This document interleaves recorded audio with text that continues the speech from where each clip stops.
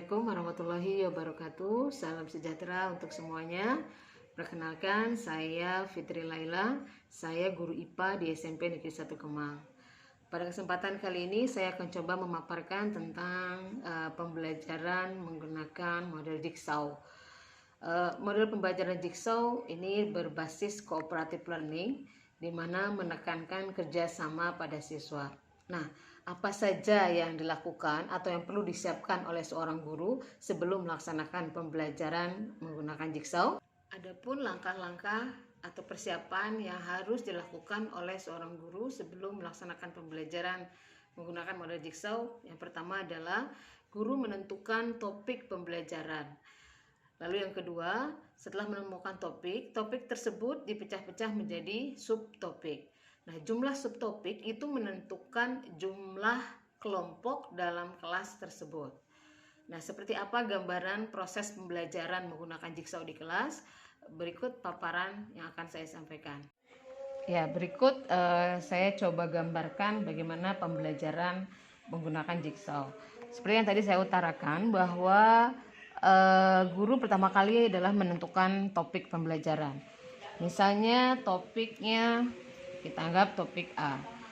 Lalu langkah kedua, topik A ini, satu topik ini kita bagi menjadi beberapa subtopik.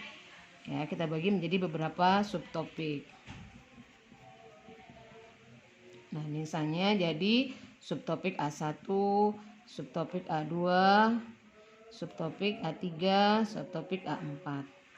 Nah, misalnya dalam satu kelas ini terdapat 32 siswa. Nah, ini kenapa saya ambil 32? Biasanya siswa SD dan SMP negeri ini ya, biasanya jumlahnya banyak ya, sejumlah ini.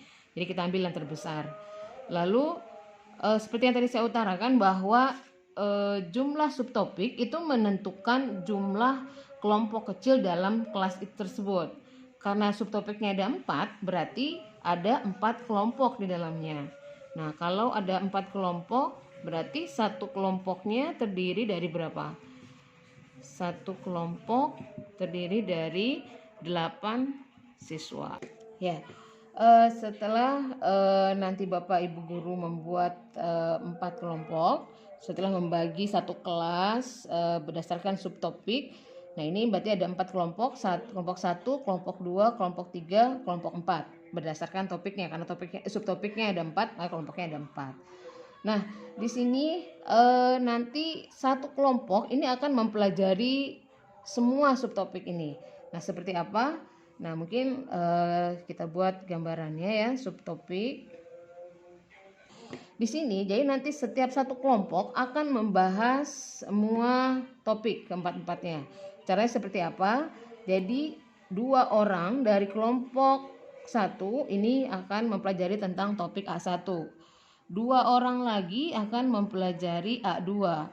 2 orang lagi akan mempelajari subtopik A3. Lalu 2 orang lagi akan mempelajari subtopik A4. Nah, itu. Begitu juga untuk yang kelompok 2. 2 orang mempelajari subtopik A1, subtopik A2, subtopik A3, subtopik A4. Begitu juga untuk kelompok 3, 2 orang mempelajari A1, 2 orang mempelajari A2, 2 orang mempelajari subtopik A3, dan 2 orang mempelajari subtopik A4. Terakhir, kelompok 4 sama dengan kelompok 1, 2, dan 3.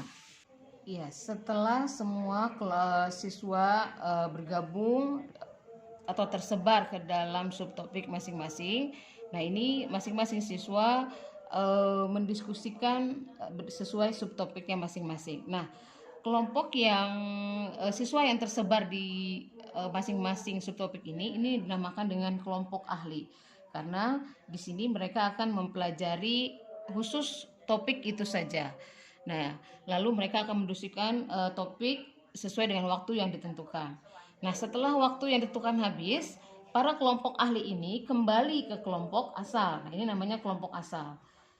Ini ada yang menyebutnya dengan istilah kelompok awal, ada juga yang menyebutnya dengan istilah kelompok asal. Terserah, yang penting jadi ini kelompok utama lah ibaratnya seperti itu. Nah, ini kelompok ahli, lalu kembali kelompok asal. Nah, nanti ketika sampai di kelompok asal, dua orang masing-masing ahli ini menjelaskan di kelompoknya, di kelompok asalnya, tentang apa yang telah mereka dapatkan ketika mereka berada di kelompok ahli. Jadi mereka mempresentasikan. Nah, dengan seperti ini, jadi masing-masing siswa memiliki tanggung jawab penuh atas kewajibannya masing-masing, atas tanggung jawabnya masing-masing.